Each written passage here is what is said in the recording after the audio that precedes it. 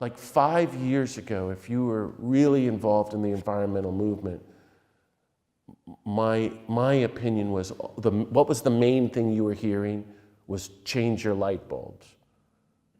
Did you hear that? Nobody's saying that now. Do you notice that? Why? Because it's too late. That is what the whole planet, the leading thinkers are saying. But I want to say we still have to change our light bulbs, but this is the conclusion now is the only hope is political willpower.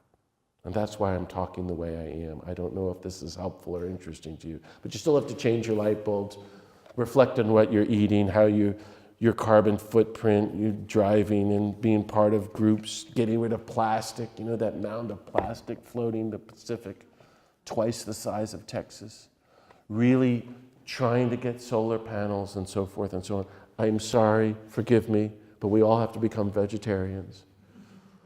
The United Nations are issuing these long, desperate papers regularly saying things like, I'm going to read it, eating meat causes 40% more greenhouse gas emissions than all cars, trucks, and planes in the world combined. Excuse me? What? I never heard that before. The world's 1.3 billion cattle release infinite tons of methane into the atmosphere.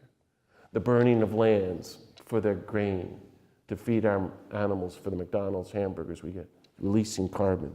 The UN says a 1% reduction in global meat eating would equal a $3 trillion investment in solar energy, which is beyond our capacity to even comprehend how much money that is. So I invite you to think about it. We all have to be part of a local or grassroots group to do this, but all of this is, you know, in my opinion, leading up to being part of the movement. You know, someone like me 25 years ago would be up here talking about be part of the church. I hope you notice I'm not saying that. Or your religious community, that's presumed. You have a community.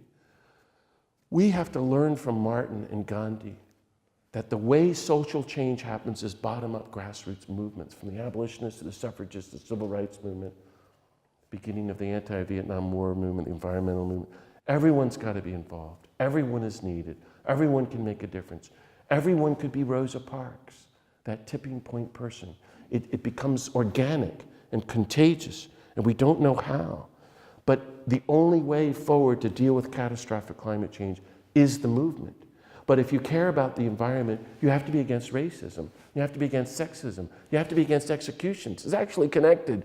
End war, end nuclear weapons, end poverty, end starvation. They're all connected. You and I are going to connect the dots.